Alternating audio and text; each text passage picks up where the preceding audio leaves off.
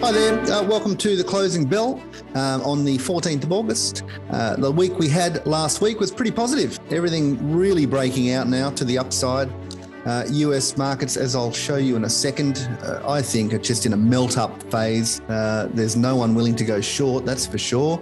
And until the US Fed steps up and does something to slow the ball rolling, this thing's going to just keep going up, isn't it? So let's have a look at a few interesting things out there. I do apologise for my buffy hairdo, but it's lockdown here in Melbourne. And quite frankly, you're probably lucky I didn't turn up in my pajamas. So let's have a look to start with at gold, which really has had a bad week. It got hammered early in the week and everyone was running for cover, but it had a pretty good finish to the week. So I just wanted to show you the technical situation there. And then we'll move on to a few interesting little stocks for you. And here we have the S&P 500 going back a couple of decades. Wow, what a chart, huh? Here is the massive rally from 2009 to about 2019.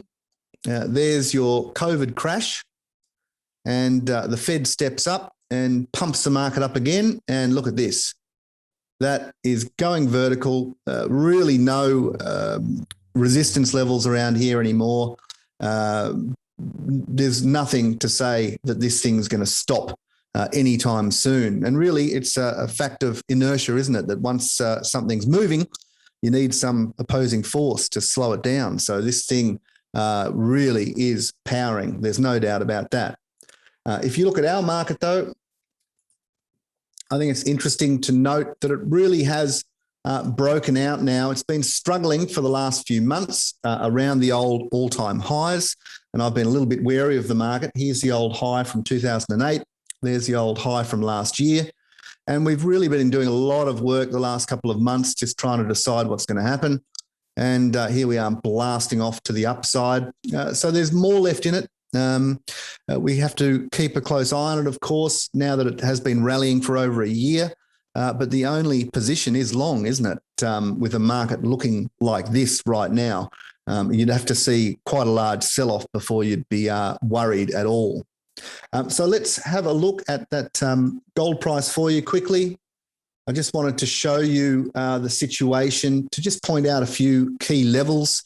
This is quite a long-term chart of gold. This is a 2011 all-time high that you see there, and we had the massive sell-off for multiple years. So it's really this recent price action that I want you to get a sense of. That's the false break of the all-time high from 2011. That's the first thing that you really do have to have in your mind. When you have these massive false breaks of multi-year levels, they can turn into more than people expect. So they can actually back off a bit further than you'd want, I guess. When you have a look at the massive rally that we've seen in gold from 2019 to 2020, really we haven't had much of a pullback of that huge rally yet. So I'm just saying that you could have more downside in gold before things stabilize and turn back up to the upside. But when you go in to the short term, and this is where there's no need to panic as yet. And the point being, after the stop loss that went off early in the week on Monday, it pushed prices right down near the low of the whole move over this last few years. And that's just an interesting point because it really needs to break below that level now, which is around 1677 US dollars in gold, before I'd be getting too concerned. If it does bust below that level, watch out. There's not much support, and I'd expect gold prices to plummet down into the buy zone of this most recent wave to the upside. So that would be around 1520 to 1600 bucks, but that will only come into play if gold does actually bust below that level around 1677.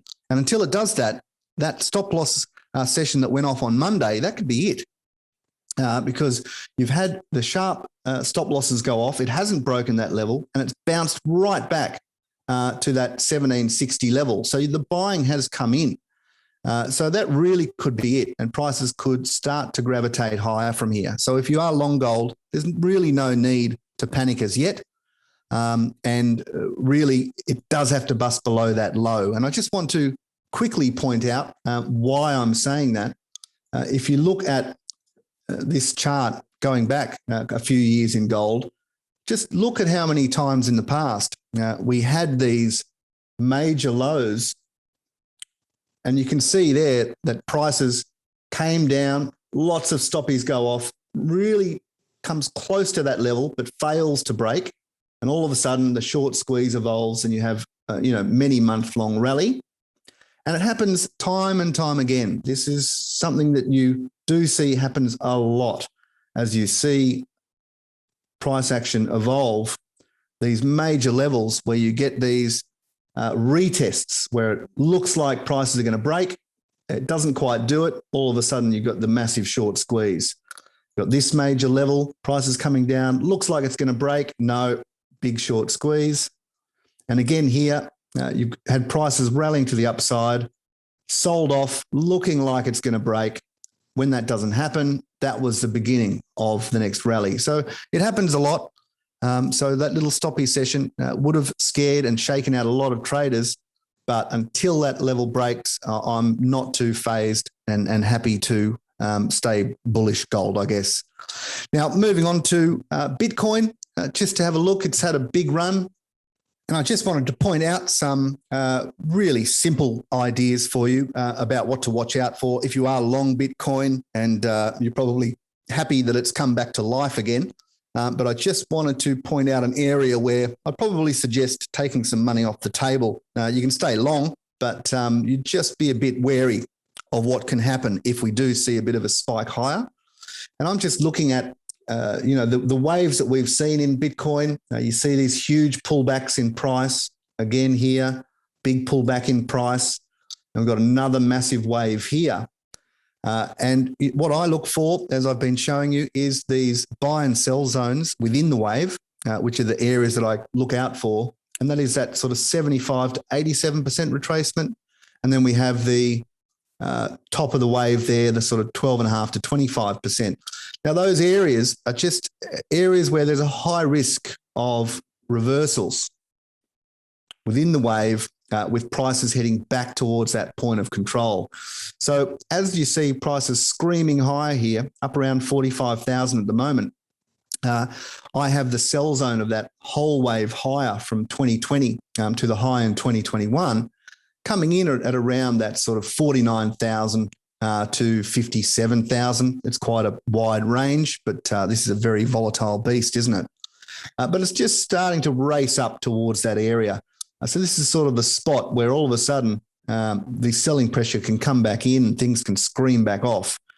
So if you're long and sitting on big profits, it's probably a time where you're just watching out for potential reversal signals if it does get up into that zone, and just being a little bit wary. But, it looks great, possibly will go a lot higher eventually, but is just a point where you should be considering your options when it's up in that area. So I just wanted to finish off with a couple of stocks to keep an eye on. Really the usual suspects are all rallying, your lithium, your rare earths, et cetera, and most of them have taken off and are up 300 or 400%, and it's pretty tough buying them where they are now.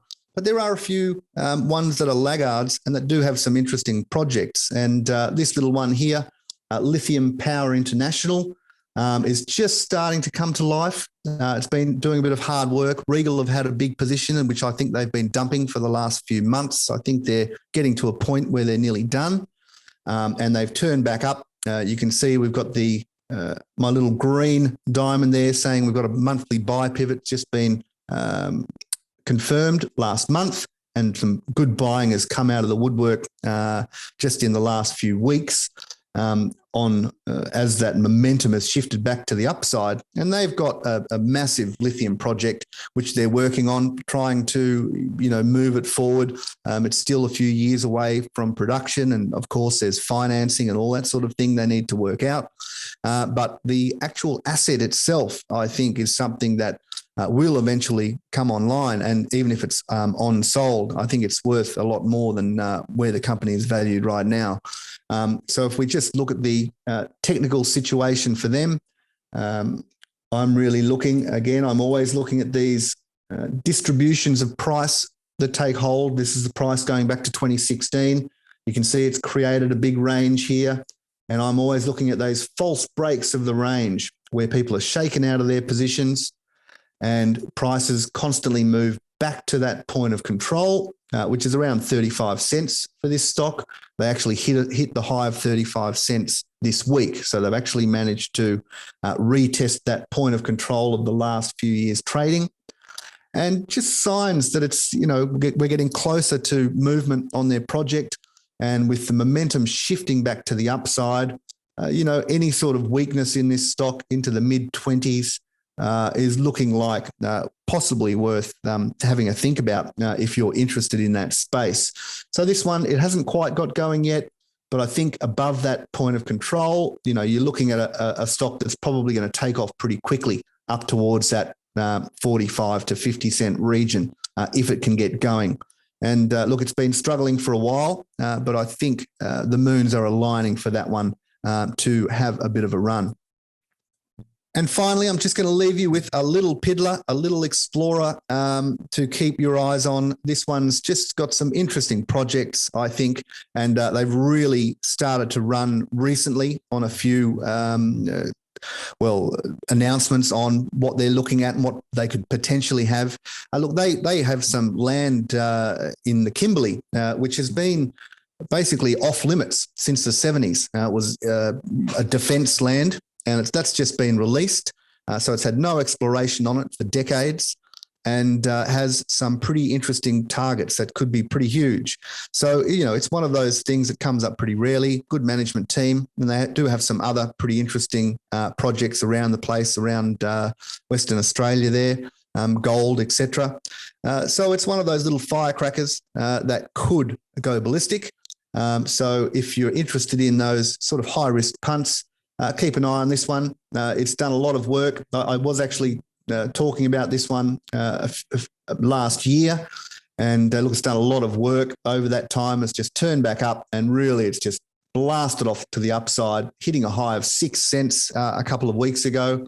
It's come back to retest the breakout around that sort of 4 cent region, and starting to see some buying again. For me, I'm probably looking to pick it up around 3.5 cents if possible. But we'll see how we go. But that's one to put on your watch list and have a read up on, because I think you never know what could come of that one if they strike something big up in the Kimberley.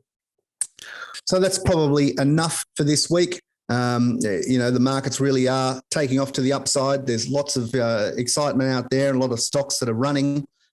So, they're definitely worth getting amongst it if you can. And look, if you're interested in discovering a few of the stocks that I've been looking at, we'll be releasing a report next Wednesday. So keep your eyes peeled for that, and just check out the link below the video to find out a bit more about Australian Small-Cap Investigator, which is one of the services that I run. All right, cheers. Well, that's enough for this week. I'll come back with more next week.